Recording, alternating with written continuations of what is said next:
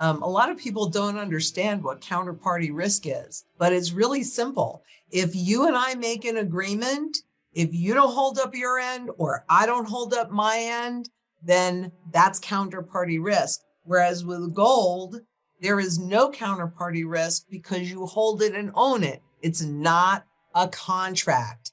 It's a tangible asset that also has the broadest base of buyer. Everything else is counterparty risk. Currencies are all based on the full faith and credit of the government. That's a counterparty risk. What about, well, we see what just happened with FTX, right? And the cryptocurrency debacle that's still continuing to play out, and it's like dominoes falling. But you don't have that with gold. You don't have that at all with gold because you hold it, it's in my possession, and it's in, for all intents and purposes, even though you can see it right here, it disappears. And we've just seen that central banks have bought more gold third quarter alone in 2022 than they ever have in history. And again, gold held at home runs no political risk because they can't see it, right? Even though it's real and it's tangible, once it's out of the system, it is invisible to them. And what the central banks are really attempting to do with CBDCs is make absolutely everything you do visible and controllable by them. But this isn't.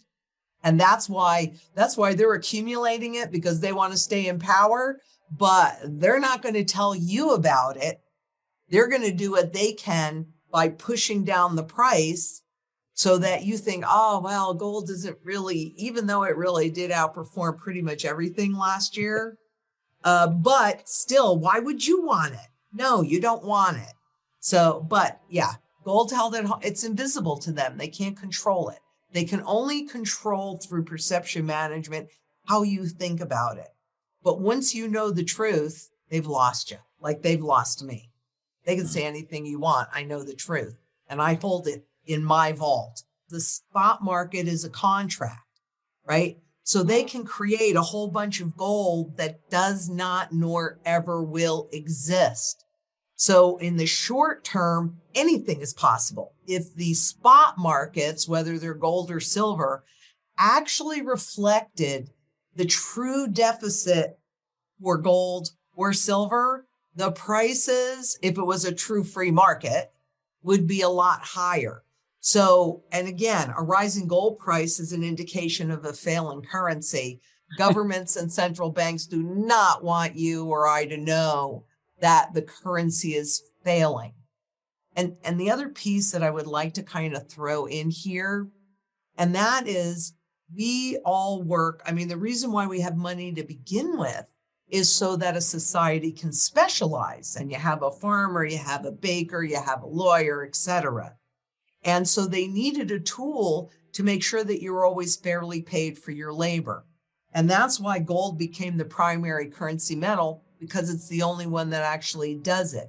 So you have your gold and you're trading your labor for somebody else's labor, which is a fair exchange.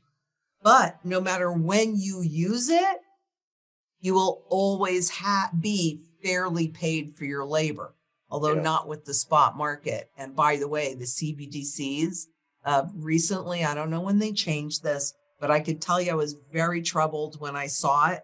I was preparing for some event and I went in and looked at the functions of gold and at the treasury, because I wanted to, capture that image. And they removed the short-term store of value, because dollars, government money through inflation robs you of that. So it forces you to take risk so that you can maintain what you already worked for. A yield curve inversion, a global yield curve inversion just occurred. Do you know that has never happened since they began tracking the global yield curve? So this is a first time in history. And what that's telling us is that something extraordinarily nasty this way comes. And look at all the warnings we're getting about forced selling and market drops and corporate earnings and inflation and blah, blah, blah. It's because we're shifting systems. But this has proven to go through all of those calamities.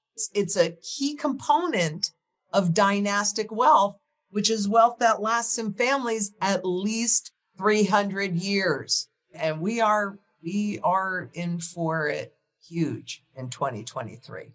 I don't have a positive or a negative. I mean, I do know that we're going into some form of cryptocurrencies and probably the CBDCs. But what if all of these cryptocurrencies were created to get the population comfortable enough to adopt a CBDC? What if it was never really intended to be a long-term piece, just a short-term piece, which if introduced by the government would probably have people going, no. But if it's introduced by a private entity, people go, got a lot of visibility, still gets a lot of visibility, whether it's positive or negative, it gets a lot of visibility. It gets a lot of eyes. And I can't speak for Australia, but a recent report that I read said that 16% of the US population has bought and sold cryptocurrencies. That's more than on gold by a wide margin. So they do have adoption. And what if what's happening is about showing private cryptocurrencies bad, government central bank cryptocurrencies good, because there are reports that are coming out that are doing just that from the IMF and I think even the BIS. But either way, they are intangible. And the truth is whether it's fiat money or cryptocurrencies, they have use in one area. And it's all become a big trade. Whereas you look at gold and it's used in every single sector of the global economy. So 100% of the time there is demand, maybe more, maybe less, but it doesn't go to zero because there's always the broadest base of buyer. And when you're talking about the Bank for International Settlements, when you're going into a fight, what do you want? You want one little wimpy tool that boop can evaporate like that?